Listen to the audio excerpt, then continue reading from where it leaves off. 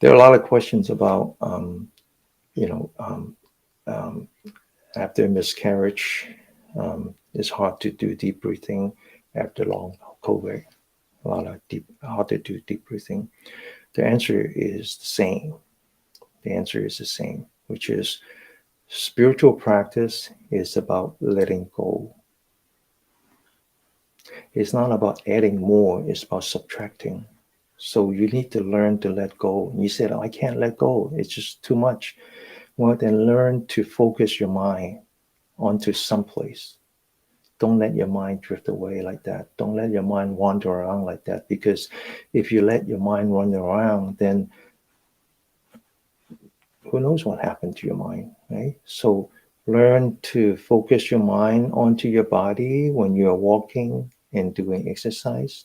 Learn to focus your mind on your breath when you're stationary, like sitting, standing, and lying down.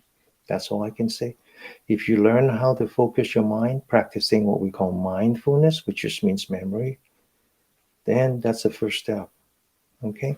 Once you know how to anchor your mind, then you know how to feel. Then you know how to feel by accepting, by embracing, and then by letting go. That's all there is. That's all there is. Okay. Now, this is the first time I try to translate a Chinese poem in real time. I'm going to try to do that because I don't know how many minutes I have before the bell ring. So you all know that there is something called a happy Buddha, the big belly Buddha. Well, the big belly Buddha is actually a real person in the Song Dynasty.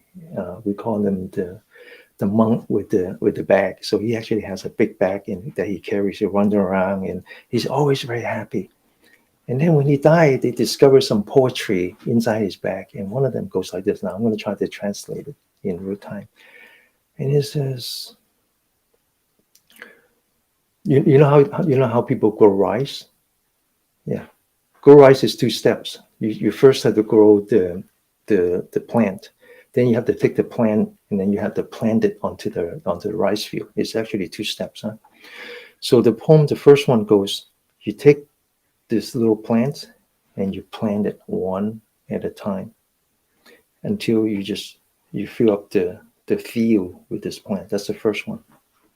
It describes what the farmer does, that they plant one at a time. Then the next one says, because as they plant, they look down, okay? They don't look at the world. They don't look at the surrounding. They don't look at all the other people. All they do is look down.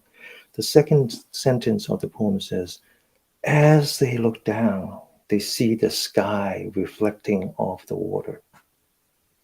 Okay. Then the third one says,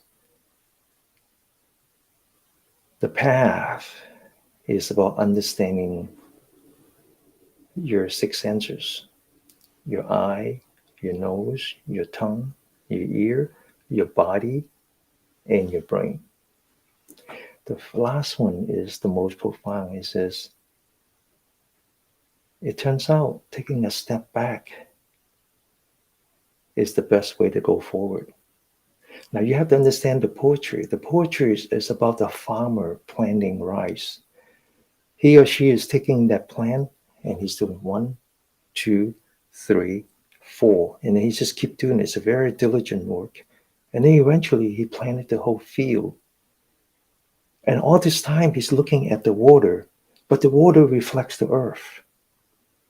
And as he concentrates, he realized that his spiritual path is about bringing back all his sensors and finally realizing letting go is the way forward. Isn't that amazing? So how does that work in a practice? When you sit like this, you focus on your breath, and you focus on your breath one breath at a time, as if you're planting the rice one at a time. And through that process, looking at yourself, you actually see the world. And when you see the world, you accept the world, you embrace the world, and you let it go. And when you let it go, it's as if you're taking a step back, but it's actually the only way to go forward.